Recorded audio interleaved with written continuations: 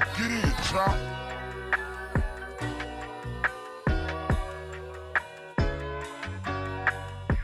I'm a bit self-aware, sometimes it's fucked up, but life is gonna lie, so I ain't gonna slow up. I'm on a mission to change the face of mental health, kicking knowledge to my people, cause you know that health is wealth. It's your lucky day, cause you tuned into the greatest. Out here striving to survive, sometimes we fake it till we make it. If your mental health is slipping, then please don't touch that dial.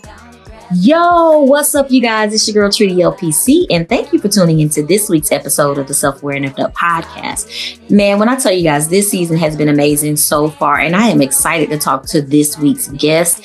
He has an amazing soul, and I cannot wait to learn a little bit more about what he does and why he does what he does. His name is Matty Hollingsworth, and he is the co-owner of Soul Vibe Insights. He is an energy healer as well as an intuitive development teacher. He's going to tell you all about what he does and why he does what he does. And I really am just interested in talking and learning more about the unique things that he's been able to do throughout his life in order for him to be able to get to a place. Hey, Matty, how's it going today? Hey, I'm doing wonderful, Tria. I hope you are as well. I'm excited to be here with you. I'm excited to talk to you. I really love things that kind of deal with the soul and healing, because there's so much of our journeys that just really need that. And a lot of times we lack that. So I'm really, really interested in learning from you today. So we can go ahead and dive in and just have you tell the audience a little bit about yourself. Well, my name is Matty Hollingsworth. I, like all of us, I've lived a life. I'm 48 years old, and it's being here on earth as a soul. It's everything. Life's messy. It's beautiful and horrible and heroic and traumatic, and I'm no exception to those rules. I've been down deep and I've been up high. I've been the one that has done the just awful things in life, and I've had them done to me. I'm a regular human. I came here for the wide range of experience. I pretty much had a pretty normal upbringing. Two parents who were around, they worked hard, they loved me, they did their best to, provide more than they had growing up to me and my sister. On the outside looking in, I mean, my life was good. It was normal. But what was really going on is, starting at age 3, my grandfather was sexually abusing me. And we spent most weekends at their house. And my young sister would sleep with my mama in her bedroom, and I'd sleep with my papa in his bedroom. So I was being abused almost every weekend of my life for 7 years until he died. And I repressed a lot of these memories. And at age 30, and I think this was part of my soul's plan, was to kind of repress those, get to a certain point in life. If I had made some of the right choices with my free will and was ready and open, then these memories would start to come back. And things that and for me, when they did, I mean, it ran the gamut of just, what the fuck? Like, this is horrible. What happened to me? Why me? Oh my God. To the very, very beginning, when I was starting to have these memories and images, and I didn't realize that it was my memories. For a moment, I just kept seeing this little redheaded boy, this little strawberry blonde boy getting abused. And I was just like, oh my God, I will not go there. There's no way, this is not me. And then I realized, oh my God, that's me. That's me. I was having my own memories. But even right at first, I was just a little concerned that I was all of a sudden becoming some psychopath, that there was no way, you know what I'm saying? Like, there was no way that I was going to allow that to happen, but I didn't know what was happening. And as I started to deal with this, I realized in my life, looking back, that certain events, things made a lot more sense to me. Why sex was the way it was for me. Why I was very much, trying to be a pleaser, or terrified that, there was no waking up in the middle of the night and having a little sexual healing or anything. No, because that's when it happened. I would just freeze and go stiff as a board. Wow. I didn't understand this. I thought I was just super weird. I'm sure girls I dated thought moments like that were super weird as well. So if things happened in the daylight or in plenty of light, that was okay. But in the dark was no good. So I could look at some of my life and understand. I had a lot of frustration and anger just under the surface of always trying to be a good little boy, and I'll make everybody happy, because if everybody's happy, no one's going to hurt me. If I could just please everyone. Fawning became my response. As a little kid, fight and flight are the ones that, are we pretty much everybody has heard those trauma responses. Yeah. I mean, that doesn't work for a 3-year-old or a 5-year-old or a little kid. You're not really going to fight back to an adult. You're lucky if you can run away. But, these things didn't work. So I became a fawner. I pleased. And that became my response. And that became the undertone of my entire life. I was realizing at 30, whether I wanted to or not. I always had a little bit of a chip on my shoulder for men as an authority. If a man told me I had to do something, that was almost I'll show you how I do this, I definitely kind of, so I had these things going on in my life that I just thought were me. And they were. I mean, obviously, I'm responsible for my actions. No matter what happened that helped develop these patterns and these actions. I mean, it's me. I'm responsible. But I could see now where, oh, wait a minute.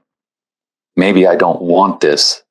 Maybe I want to change some of this history, this past, as far as how it's affected me in the present and what I'm going to do with it in the future. I mean, the past is written in our linear time here on Earth, but we can take this experience, and we do have the power to choose our mindset and how we move forward with these things. Yeah. Before, I was powerless to this stuff. I had no idea that I had a past that it affected me that much. So this is kind of, my around 30, my rebirth, if you will. Yeah. My, repressed memories coming back. This is what shifted so much of my life. And I'd already just, a few years before that, I think that it was kind of setting this up. I had moved a few times. I'm from Georgia, as my formative junior high to college years were down here in the South. But I had explored other states. I'd been out west in Colorado, and I was back in Georgia at this time and about to move to Asheville, North Carolina. And I spent 20 years there, pretty much the 2002 to 2021. I spent in Asheville. Okay. And I had come to this point where everywhere you go, there you are. But I was still the victim. I didn't realize what had happened and hadn't empowered myself yet. I just thought, my God, I mean, why does this stuff keep happening to me? But it was always happening to me. Yeah. And I just felt like the victim, because everywhere I went, the same issues were coming up. The same frustrations, the same problems in my life followed me. Well, I finally looked in the mirror and thought, maybe my problems aren't following me. Maybe I'm bringing them with me. Maybe it's me that is creating this reality. So I was starting to come into that mindset, about a year and a half before I turned 30, before my memories came up. And I think that helped. This was part of the choices that I made, that I was willing to be self-responsible, that I was willing to own things that happened in my life, even the horrible things, not just the good stuff, that I was willing to go, well, maybe some of these bad patterns are because of me, because of the way I think, or things that have happened to me and actions that I do now. So this kind of set me up on I didn't realize it, but my healing journey. Now it was becoming more present in my life, that I had things that I wanted to heal from, that I wanted to shift the energy of. And that's really brought me to, eventually in time, my life's work now, which is working with soul energy, which is reading the Akashic Records and diving into not just my life as Matty, but the totality of my soul, all of the lifetimes I've lived, where I came from in the universe. And, was I originally on Earth? Am I an Earth soul? Or am I a starseed soul, a star traveler? And about 25% of the souls here on Earth are star travelers, are star seeds. They come from somewhere else in the universe and come to Earth. for this unique experience in our universe, which is being able to have a physical body, have consciousness, have emotions, have spirituality, but also be disconnected with spiritual amnesia and longing through religion or spiritual practices, longing to connect with that greater energy, that divine, find it within. This is the beauty of being here on earth that is unique throughout the universe, is we have all of this in one experience. Some places just mental concept, and they don't really deal with a physical body and having to exercise and stay healthy and eat and go to the bathroom and shower and all these things that we do. And the emotions that come with all of our life here, no, they don't mess with that. Some universes, some planets, they just deal with the mental side of things or the emotional side of things. They're just in light bodies. They're in fifth and seventh dimension. They're not down and dirty and in it in the 3D like we are. So being on earth is this unique experience. And that's why I said earlier, like, life's messy. It's all these things. Like, we know that from a human perspective, but from a universal perspective, it's all these things too. Yeah. It's like unique in the universe that we get all this in one. Yeah.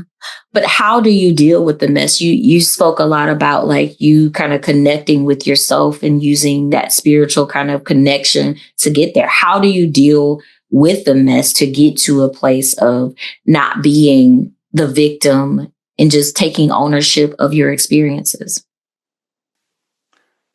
So knowing that my life was already thought about, but I had to come here with free will and live it and make these choices.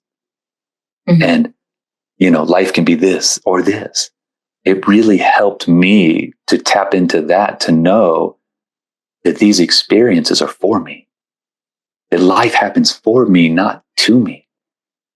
But my mindset before was life happens to me. I would think, I used to deal with life as prepare for the worst and hope for the best. Okay. Well, I'm still preparing for the worst, so I'm attracting the worst. But I'm hoping for the best. But I'm putting all this preparation into the worst thing that could possibly happen. And on an energetic level, I was attracting these things. I wasn't taking ownership of this. Life happened to me. Now I understand that life happens for me through my design, by my choices. And life unfolds for us. This really helped me to take ownership and to really drop some of the victimhood energy. And it wasn't like, I don't say this like, oh, I had this thought and all my victimhood was gone. No, there was such a backlog of emotions and repression and, sadness and terror and fear being pushed down by anger, and more sadness and fear and more anger. I had to work through layers of emotions as well. That was huge in my life too, was to process that backlog of emotion. So in my present reality, I wouldn't have something that would seem similar to something that happened in my past. And then you have that big rush of energy because we're triggering this past, this, I call it an energetic backpack. Our whole life experiences, we're just kind of putting things in our energetic backpack and we're walking around. And sometimes things in our life happen and it makes this, whoa, all that energy we're carrying, because it's looking for movement. Energy doesn't like to be held still. Energy's always vibrating and moving around. So to be able to express your emotions that didn't get to be expressed as a kid or as a teenager or an early adult, or a lot of men have probably gone through the men don't cry, men are tough, men don't express emotions, stoicism. That was my family. Those were the lessons I was taught as a man growing up, as a young boy and a teenager and then a young man, was stoicism. We hold that down. We're men, we're strong. So I wasn't ever taught how to express emotions. And I had a whole backlog of buried things as well. So I kind of had this combination of working through my emotions, as well as understanding that now I'm not the victim. I'm actually, life happened to me so I can grow. And I know that can sound weird talking about a horrible trauma that I went through as a child repeatedly. But what it's allowed me to understand now is, my family had been going through this cycle. this be abused, become the abuser, be abused, become the abuser. Mm-hmm. And I could see through my soul's energy and my genetic karma, like within my family line, that this had been going on for generations. I came to break this cycle. And to break a cycle, you have to start the beginning. So the trauma had to happen for me to even have a chance to be the strong soul that I thought I was when I came here, to put an end to this, to grow from this and say, no more. This affects the Hollingsworths, no more. I'm ending this. And this has become a source of great pride, great empowerment for me to transform myself. So this is kind of, a multi-layered approach to how I've dealt with the effed upness and not let it dominate my life anymore, because it did for a long time. Every thought in the back of my mind was, oh my God, that happened to me. Or seeing kids out in public, oh my God, I hope they're safe. I hope they're okay. I hope no one's doing anything. I mean, it just completely dominated everything within me for many, many years. But as I worked through those emotions and finding safe ways to work through emotions, so I didn't just create more karma by unleashing my anger at other people. Like I bought a punching bag, a big old, 120-pound punching bag, something that was designed to take punches. That was its creation, the energy behind it. So that's what I used it for. I took out my frustrations and my anger in that way, as opposed to yelling and screaming or physical violence with other people. No, I didn't want that as a part of my life. So safe ways to move emotions, understanding that I came for experiences, all of them, the good and the bad. It's easy to be like, yeah, I came for all this wonderful, beautiful, good stuff. But, sometimes that bad and that ugly we came for too. We came for that opportunity to learn and potentially grow from it. To say, I'm strong enough. I can change this. I don't have to pass this along to others. And then just to flip the script mentally, that life is happening for me and not to me. These things took me out of that victimhood consciousness, that constant, it's my fault. This is just my lot in life. Yeah, energy. So, that's kind of how I have been able to deal with it, by connecting with myself and learning more about my soul's plan for learning, for growth, for the potential. And, we all come for learning somehow. It doesn't have to be from trauma. We go through our life, but we all have the ability to take our experience and decide how we move forward from them. Decide what matters, decide who we're going to be. It's this power of choice that we have. We're not a victim to our circumstance. We can choose whatever we want to choose. Now, our circumstances may need some steps to get to these things, but we can always strive for something different. Whether we get there and make the right choices, that's up to us. That's up to how life works out. But we don't just have to take what we've been given and feed it on to somebody else. And that's become immensely powerful to me, is to break this cycle within my family line, to take my soul energy and to grow from this and to make peace within myself more that I have now. That, up until about 5-6 years ago, I didn't have peace in my life. I might have had moments of it, but I'm at peace now with my life. And I'm immensely happy, being able to say that to you and to just feel that peace within me now, given the experiences that I've gone through in my life. Yeah. I guess I love, the idea of being able to work towards peace and working on healing in that regard. And especially, the whole thing about breaking the cycle of trauma. I want to kind of better understand in terms of, because when we think about a victim is a victim if they had something bad happen to them. There's a difference to me between being a victim and being someone that gets stuck in that space. Because, the truth is, you did experience something that you were the victim of. How do you differentiate between that? Because people that are listening may feel like, okay, I am a victim of this situation. And it's hard for me to just, spiritualize or intellectualize the pain away. How do you process through that, or how do you differentiate between the two of those? I mean, like I said, there wasn't a moment that I just had a thought and it all was okay. Mm-hmm. It took work. It took working through emotions and coming to new understandings in my life. And I've been victimized in my life, Mm-hmm. but I don't identify as the victim anymore. Mm-hmm. I identify with a more empowered side of me that has broken this cycle. It does not change the past. My grandfather's long gone. There was no justice in this human world. I mean, humans, even the fact that I came here for that potential to happen, my soul did, so that I could grow up and shift this energy and change, become a cycle breaker. It doesn't change the responsibility of what my grandfather did. Mm. If my adult self could see him, I'd probably want to punch him in the face and then maybe hug him, because I know somewhere his soul's hurting too. But I would want to just be like, you motherfucker, you know, right. I can't believe that you did this to a little kid. I mean, it doesn't change that responsibility on somebody. And I think it's more about, for me, I came to understand too that long after, he was long gone from my life. You know, he'd been dead almost 20 years when I turned 30. And my memory started to come back.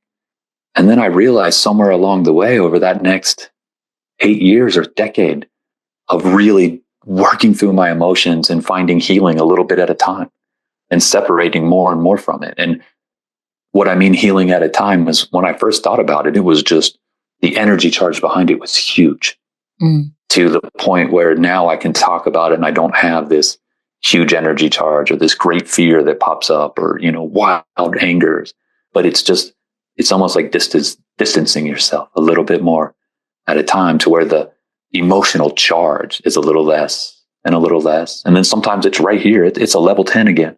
And then it's a little less. It's a little less. It was a process for me to work through. But what I realized was, my grandfather's not doing this anymore. What happened to me and what I'm doing in my mind and how I'm reliving it. And I'm thinking about it and charged, and I'm angry and mad, and why would do this or that I was actually victimizing myself. And I didn't know how to stop that cycle.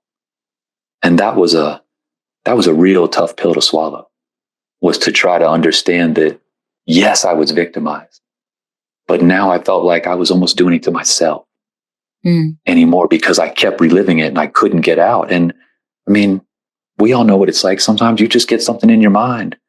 It's a beautiful thing or a horrible thing or an angry thing or a love thing, like whatever it is. And we're just, you know, almost obsessive about it.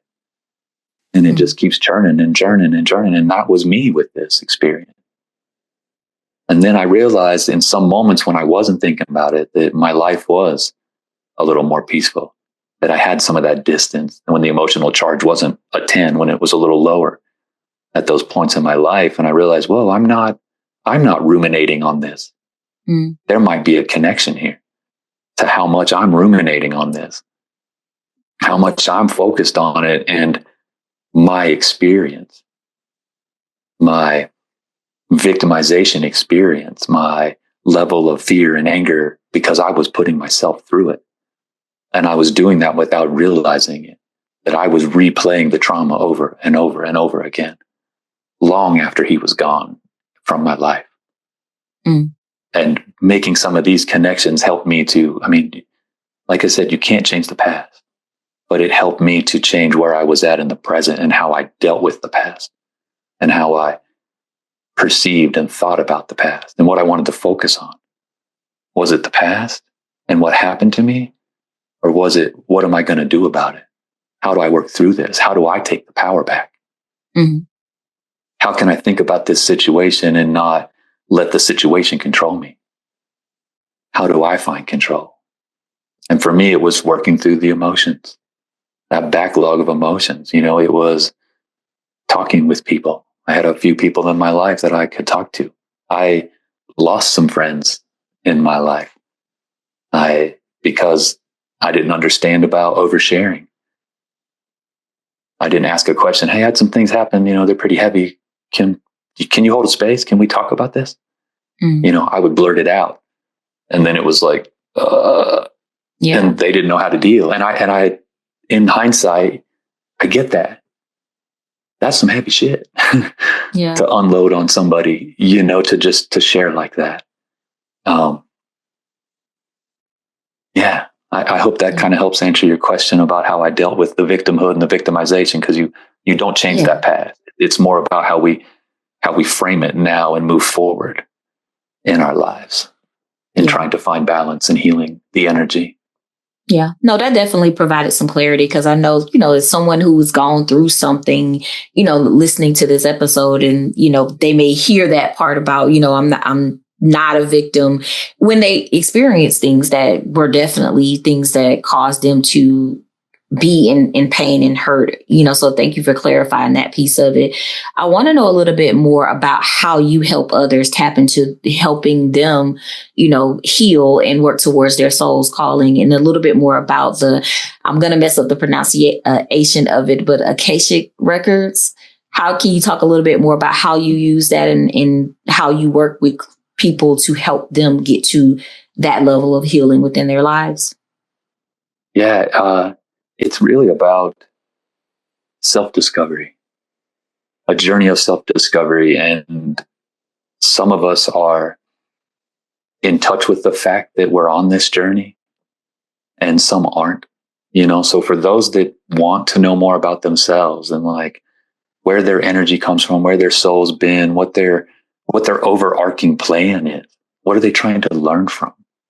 This is where my wife and I will tap into the Akashic Records for our clients and do a soul journey reading. And we talk about where your soul was incepted, born in the universe, be it on Earth or another star system. And these will give just like your parents gave you some, through your formative years. Your personality, things you think, do, right and wrong, come from these formative years from your parents. Well, our soul has this same kind of thing depending where we come from and how it plays out. When we're in a light body, in spirit, we choose to do certain things, trainings, to give ourselves strengths, to bring to the earth plane or to bring wherever we go in this universe. So we help people kind of tap in and understand some of these concepts. And it allows them to connect more with their overall soul's plan. And when you start to take that with your human life and put on glasses, a different lens to view your life from, it starts to make a lot more sense of where these innate strengths came from. Mainly about tapping in and finding a way to be your soul self and your human self in one. Because we came to have this life. Like, it isn't about trying to ascend out of the humanness that we are into a more enlightened spirituality. It's about connecting all that together. So we help people kind of tap into these innate energies within to help them bring them out into their life now, and to understand that your life is yours by design. You had free will to make the choices that led to the things that have happened. And other people played parts. And sometimes they were horrible parts, and sometimes they were beautiful parts in our life. But other people have played these parts for us. And we do this by tapping into the Akashic Records. It is a kind of a metaphysical, energetic database. I like to call it God, Goddess, the universe's supercomputer. It's a spiritual Google, if you will. So if you have come to this universe as a soul, you'll have an Akashic Record. A lot of people will talk about this being like the great library. And each soul has a book. And you can tap into this book, this record, this energy, and see everything that's ever happened. In Earth, we have linear time. We have a past, a present, and a future that's unwritten because we haven't made free will choices to write that future here. In the Akashic Records or in divine timing, it's all just one. So the future is nothing more than all the potential probabilities or possibilities that you could choose being there ready for you. And it's a matter of like, what choice are you going to make? What's going to come out of your mouth? Which way are you going to walk? What are you going to do? And then this starts to write your future as it becomes your present. but this whole potential is there for us in the future. So we can tap into what would look like the entirety of a past and the present for people. But the future is always up to us. It's always up to our choice. No one can tell you what your future can bring. Someone can say it may be this, and it may be, but it may not be. The future is always ours to choose. That power of choice that we have, it's the most powerful thing we have in this world, is our action, our choice, our words, because they are ours. If we understand that is us. We don't have to let it be dictated by our past. In the present moment, we can flip the script and make choices and start a new path if we want, or keep going down that path that we're liking.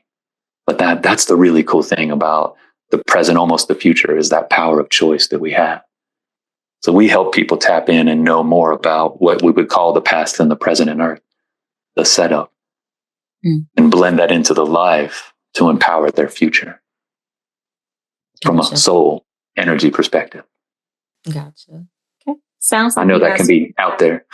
Yeah, it sounds like you guys are doing some amazing work. And I really love, the being able to tap into the soul and the spirit.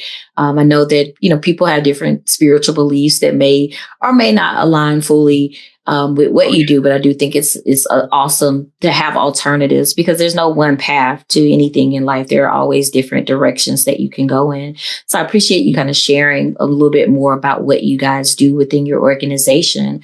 I do want to switch gears a little bit, and I want to know, how do you personally connect with the idea of being self-aware and fucked up? Personally, I feel like I am self-aware that there is more than just me.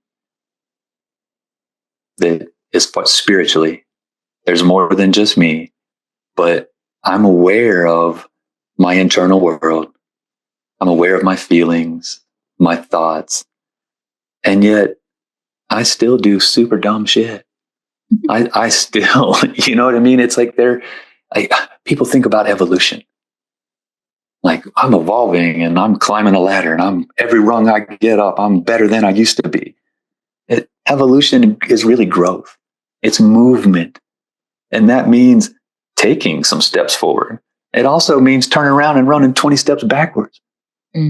That's experience. That's growth. However we move. So it means that we may do some effed up stuff. We may have some thoughts and feelings, or the things that we really don't want to be a part of us, but it's human nature. We're all the things. I said it at the beginning, life is messy. And I think I used to berate myself for the messy. I used to do a lot of negative self-talk. That was part of my effed up. As I'm becoming more self-aware, I was kind of internally a little mean to myself, or not a little, a lot mean. And I've just learned to, laughter is good medicine, and laugh at myself, and to allow some space for the messy, and to not let it dictate that, oh, well, I did this one thing that one time, so I'm this horrible person forever. No, I did this one effed up thing that one time. Well, okay, I did it a few more times. But you know what? That doesn't dictate my life. I still get to be me and choose. And I can choose a whole bunch of other things that aren't messy and effed up, that I align with, that feel good to me. That we have this power of choice, but we're humans. We're never going to escape the effed up moments. I think that's just kind of a part of life. So I personally would identify with the fact that I'm human. I know that I still am going to do some things that I'm just going to be like, really? I know better. But I still made that choice, didn't I? And it just overall, I would say, allow some peace, some space to be messy, to be effed up, because it doesn't dictate who we are. If you can be this, you can be this. We live in duality. The equal and opposite is true. So as low as we can go just as high on the other side of that spectrum. So I embrace my effed up moments, because I know it's just a moment. It doesn't dictate who I am, but I also know that if I can do something that effed up, I can also do some really beautiful things and connect in amazing ways. Yeah. Okay. Well, I appreciate you sharing your connection to self-aware and effed up. I like to always ask people that question just to make sure people understand the human side of everyone, because sometimes people come on and they're serving in the expert role, and it's hard to kind of let your hair down a little bit more and really get to the nitty gritty of the fact that we're all fucked up in our own ways, and we all are going to continue to experience life and make mistakes throughout our journey. Or can you share with the audience, how can they connect with you if they want to use your services, or if they want to just connect with you on a personal level on social media? How can they connect with you? Yeah, thank you. I'd love to share. First and foremost, you can visit my website. My wife and I, Emily, we do this work together. The website is soulvibeinsights.com. We also do a podcast called Soul Vibe Insight, where we talk about soul energy. We talk about emotional awareness. We talk about how life's messy and what can we do about it. I mean, this is the basis of the show is, we share our experiences and what we've gone through personally, as well as what we've experienced working for clients within the Akashic Record and doing our spiritual work. We do intuition development, where we teach people how to access the Akashic Records for themselves, how to tap into their own soul's record, so they can start to make sense from a soul and energetic perspective, answering some of the whys and the whats and the hows, so they can move forward a little more aligned within. We teach people how to spiritual protection, how to do energy clearings, which is a huge part of life. I talked about that energetic backpack. We're all interacting with each other and we're taking things on. And I mean, sometimes it's so simple that energy is always in motion and being transferred and moved. And you're at the grocery store and somebody looks at you weird, or you think they're looking at you weird, and then you're holding on to that energy. Well, imagine this for weeks or months on end, all these little moments and stuff that we're holding energy from other people. Wouldn't it be great to learn how to take that backpack off, shake it out, and put it back on fresh and clear? So we teach people how to do that as well, how to let go of the energy so we can be more with ourselves and not carrying the weight of other people around.